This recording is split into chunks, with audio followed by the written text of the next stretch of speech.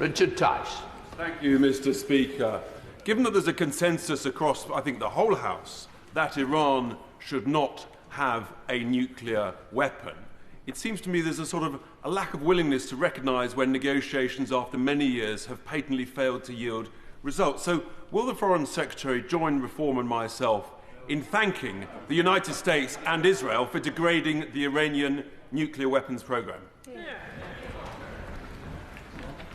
Well, I had two conversations with Secretary of State Rubio yesterday, and I hope he would say that we've established a very good working relationship over that period, and he will know that I have a long-standing or longer-standing relationship with Vice President Vance. And to be clear, the United States position is that we are at war with Iran's nuclear program.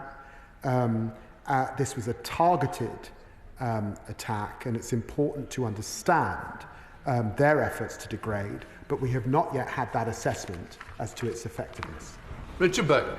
Thank you, Mr. Speaker. Iraq showed the grave dangers of following a right-wing US president into an illegal war for regime change. The consequences were hundreds of thousands of dead, mass destruction, mass devastation, regional chaos and wasted resources. Many fear that the same thing is happening now. So will the Foreign Secretary confirm that any such war on Iran for regime change would be illegal under international law? And will the Foreign Secretary confirm that he would oppose in UK involvement in any such intervention, in any such war? Foreign Secretary. Confident in my engagement with the United States and the discussions that I've had, including those in the White House last week, that this is not about regime change. And I should remind the honourable gentleman that the Israelis too have been clear that they are not attacking the civilian leadership in Iran. Sir Bernard Jenkins. Thank you, Mr. Speaker. It does appear that the House agrees with the government's objective that Iran should never have nuclear weapons, but the government is prepared to will the ends, but not the means. And it begs the question about who is really running the government. Why did Lord Homer's opinion on the legality of military action or UK involvement become public last week? Was it leaked? Was it briefed? And doesn't it demonstrate that the government is paralysed and divided over this question instead of leading from the front? Foreign Secretary. No. Laura Kirk-Smith.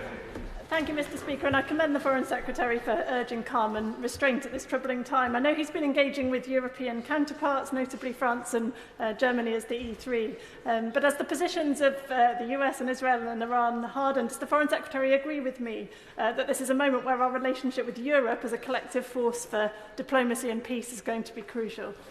Foreign Secretary. I'm very grateful to my honourable friend. It was important for the so-called E3, the United Kingdom, alongside Germany and France, working with the EU's High Representative to make clear our concerns about Iran's nuclear ambitions to the Iranian forum and urge him to come back to diplomacy.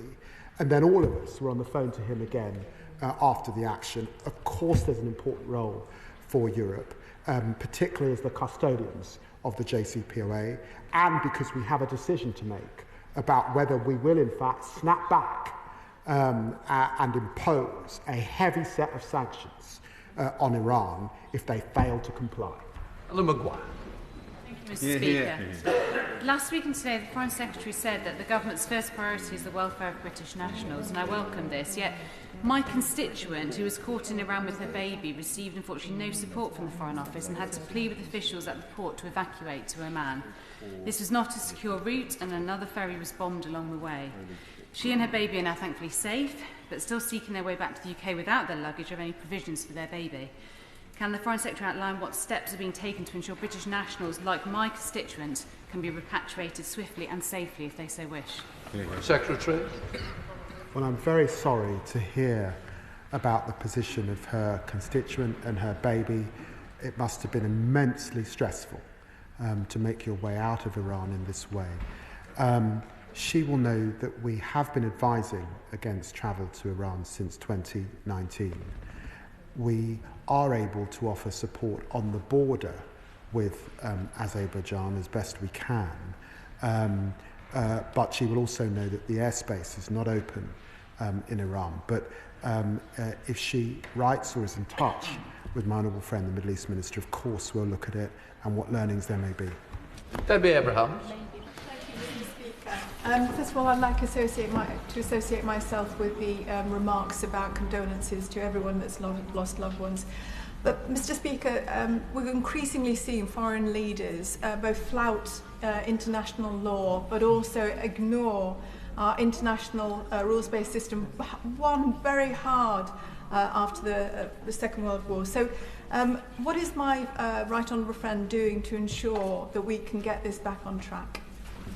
Foreign Secretary. Well, I'm grateful to my honourable friend for the question. It was very appropriate to meet with the Iranian Foreign Minister in Geneva. In so many ways, the home under the United Nations umbrella of the multilateral system and the rules-based order. And that is why we were with him as the E3 and as the EU to reinforce messages that we share with the United States and to try and broker, and we will keep trying, a diplomatic solution. Jim Ramsey. Thank you, Mr. Speaker. This morning, the Foreign Secretary was repeatedly asked if he considered the US's bombing of Iran to be legal. Now, while I'm sure everyone in this House recognises the brutality of the Iranian regime, his obfuscation in reply was clear, as is the refusal to say whether Britain would get involved in any capacity if the US falls deeper into a conflict with Iran. Can we have a clear answer from the Foreign Secretary now to that question? And can he clearly state that de-escalation must mean no UK involvement? Foreign Secretary.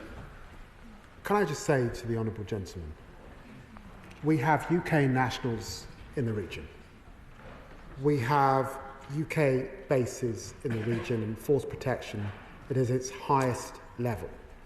We have several thousand troops in the region. Of course their welfare is our priority. Of course we've moved assets in a precautionary way into the area. And of course we will work alongside our allies to protect them and to protect our people. I can give him that assurance wholeheartedly. Stella Creasy. Thank you, Mr. Speaker. I think we all share the concern of the Foreign Secretary to get back to how do we end the horrors that we are seeing in Gaza and a clarity about the dangerous risks that Iran presents. But that also means that we need to ask some difficult questions about how we get the negotiations going. Now, we've seen today that the Israeli forces have deliberately targeted the Evin prison in Tehran. It was the prison in which Nazim Zahawi Redcliffe was held. So what conversations has he had with the Israeli government about whether they are now moving to target non-military installations, and what does he think that would mean for the ability of negotiations to restart? Foreign Secretary. I'm grateful to my honourable. Can I reassure her that I spoke to the Israeli Foreign Minister yesterday. I spoke to him briefly again this morning, and he reassured me that the targets, that the military targets, the nuclear facility, remains their objective and their focus at this time.